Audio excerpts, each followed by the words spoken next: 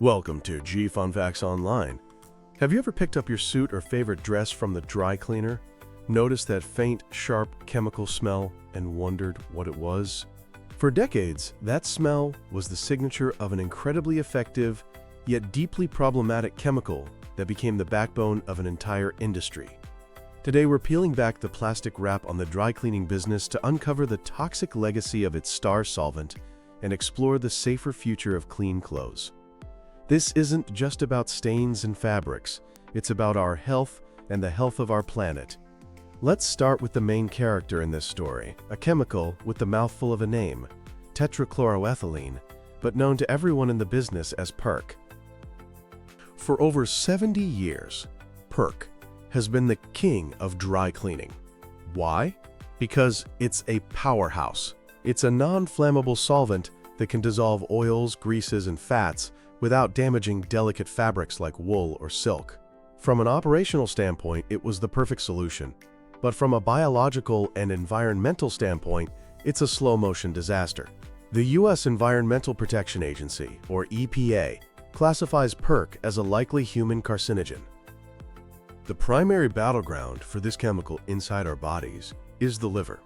Your liver is the body's master detoxification center. When you inhale PERC vapors, either as a dry cleaning worker, someone living next to a facility, or even just from bringing freshly cleaned clothes into your home, your liver gets to work trying to break it down and escort it out of your body. The cruel irony is that the very process the liver uses to neutralize PERC turns it into a weapon against itself. The metabolic process creates highly reactive molecules that trigger a state of oxidative stress. Think of this as a cellular firestorm. These molecules attack and damage crucial parts of the liver cells, including their protective membranes and their power plants, the mitochondria. This destructive cascade is called lipid peroxidation, and it can lead to cellular death. When this happens over and over again, due to chronic exposure, the liver's repair mechanisms can't keep up. The body starts laying down scar tissue in an attempt to heal, a condition known as fibrosis. This isn't just a theory. Epidemiological studies have drawn a frighteningly clear line between PERC exposure and severe liver disease. Research has shown that workers with long-term exposure to PERC have up to a 3 times higher risk of developing significant liver fibrosis. Over time, this scarring can progress to cirrhosis, a state of irreversible liver damage that severely impairs its function and can lead to liver failure. And the ultimate risk: liver cancer. The International Agency for Research on Cancer has also linked PERC exposure to an increased risk of bladder cancer and non-Hodgkin lymphoma. The danger isn't confined to the dry cleaning shop. PERC is a dense, persistent chemical. When spilled or disposed of improperly, it sinks into the ground and contaminates soil and groundwater. It can form vast underground plumes of pollution that are incredibly difficult to clean up. Even more insidiously, this underground contamination can re-enter our homes through a process called vapor intrusion. The chemical can turn back into a gas, seep up through the soil, and enter buildings through cracks in the foundation, turning the air inside our homes toxic without us even knowing it. Faced with this mountain of evidence, regulators finally took action. The EPA has mandated a phase-out of PERC in residential dry cleaning facilities, pushing the industry toward a monumental shift. But what are they shifting to? This is where it gets complicated, and where marketing terms can be very misleading. Let's look at the so-called green alternatives. First up is the most popular replacement for PERC, a silicone-based solvent called decamethylcyclopentasiloxane, or D5 for short. It's marketed under the brand name Green Earth. The pitch is compelling. It's essentially liquefied sand, odorless, and much gentler on clothes and embellishments like beads and sequins. It's definitely less toxic to humans than PERC. However, less toxic doesn't mean non-toxic. The EPA has raised some concerns about D5. In lab studies, high doses caused uterine tumors in female rats. While this doesn't automatically mean it will cause cancer in humans, it raises a red flag. Environmentally, D5 is also problematic. It's not biodegradable, and is classified as very persistent in the environment. It has a tendency to bioaccumulate, meaning it can build up in the tissues of living organisms over time. The manufacturing process is another issue. The production of D5 involves chlorine, a process which can create dioxins as a byproduct. Dioxins are a group of highly toxic and carcinogenic compounds, notorious for their environmental persistence and harm. So, while green earth is a step away from PERC, it's far from a perfectly green solution. The next category of alternatives is high-flash hydrocarbon solvents. You might see brand names like DF2000 or EcoSolve. These are petroleum-based solvents, chemically similar to what was used in the very early days of dry cleaning, but refined to have a higher flash point, making them less flammable. Some cleaners using these solvents market themselves as organic. This is one of the most misleading terms in the industry. In this context, organic simply refers to organic chemistry, meaning the molecules are carbon-based. It has nothing to do with being natural, pesticide-free, or eco-friendly. These are still petroleum products. The cons here are significant. First, while safer than gasoline, they are still combustible and require specialized, expensive fire suppression systems. Second, they are volatile organic compounds, or VOCs. These VOCs react with sunlight to form ground-level ozone, a major component of smog. From a health perspective, they are classified as neurotoxins. And perhaps most concerning is the significant lack of long-term toxicity data. Because they are derived from petroleum, there's always a risk of contamination with known carcinogens like benzene. In terms of cleaning power, they are also generally considered less effective than PERC at tackling heavy, oil-based stains.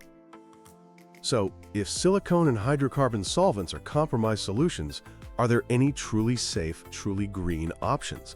The answer is yes. There are two methods that environmental health experts agree are non-toxic and environmentally benign. The first is professional wet cleaning. This is not the same as doing laundry at home. It's a highly sophisticated process that uses computer-controlled washers and dryers, specially formulated biodegradable soaps and conditioners, and precise levels of moisture. It uses water as its primary solvent, which is, of course, completely non-toxic. Wet cleaning is excellent at removing water-based stains like sweat or wine, and it leaves clothes feeling soft and smelling fresh, with no chemical odor. The main drawback is that it can be less effective on very heavy grease stains compared to a solvent-based process, but for the vast majority of garments, it works beautifully and is arguably the most sustainable option available. The second truly safe alternative is liquid carbon dioxide, or carbon dioxide cleaning. This is the high-tech James Bond of garment care.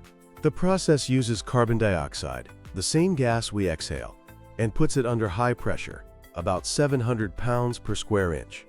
Under this pressure, the carbon dioxide gas transforms into a liquid.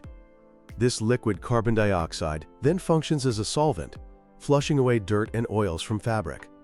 Once the cleaning cycle is over, the pressure is released, the carbon dioxide turns back into a gas and is captured to be used again for the next load. About 98% of the carbon dioxide is recycled in this closed-loop system. It's completely non-toxic, non-flammable, and exceptionally gentle on clothes. So what's the catch? The equipment is incredibly expensive, which means very few dry cleaners have been able to make the investment. It remains a niche, premium option. So with this landscape of chemicals and choices, what can you, the consumer, do to protect yourself and your family? It all comes down to being informed and asking the right questions. The single most important step is to find out what your cleaner uses. Don't be swayed by vague marketing signs that say green, eco-friendly, or organic. Ask them directly, what solvent do you use to clean clothes? Look for cleaners who have explicitly adopted professional wet cleaning or liquid carbon dioxide cleaning.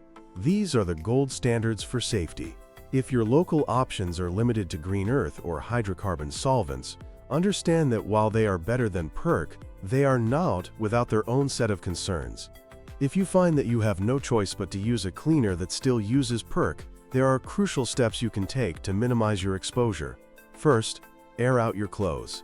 That chemical smell is the solvent off-gassing. Do not bring those clothes directly into your home and put them in an enclosed closet. The plastic bag they come in traps these vapors, concentrating them around the garment. Remove and discard that bag as soon as possible, preferably outside. Then, hang the clothes in a well-ventilated area where people and pets don't spend much time. A garage, a covered porch, or a spare room with the windows open. Let them air out for at least 24 to 48 hours. Use the sniff test. If you can still smell that strong, sweet chemical odor, they need more time. Another powerful strategy is to simply reduce your reliance on dry cleaning altogether. Check the garment label. Many items labeled dry clean only can actually be safely hand-washed or run on a delicate cycle at home with a mild detergent. Fabrics like cotton, linen, and even some durable silks and wools often do just fine. Always test a small, hidden spot first. For minor spills, spot cleaning at home can work wonders, and investing in a simple garment steamer is a game changer.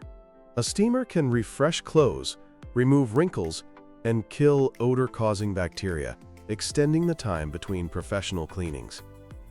Finally, remember that your purchasing power is a vote for the kind of industry you want to support. When you find a local cleaner who is invested in wet cleaning or carbon dioxide technology, give them your business and spread the word. Many people are simply unaware of the issues. Increased consumer demand is the most powerful engine for change.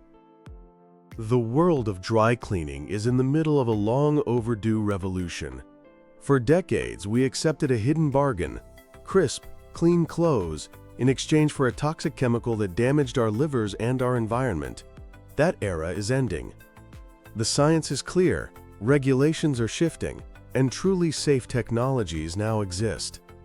The power to accelerate this transition is in our hands. By making conscious choices, asking the right questions, and supporting businesses that prioritize our health, we can ensure that clean clothes no longer come at a hidden, toxic cost. The future of cleaning is not just about looking good, it's about being well.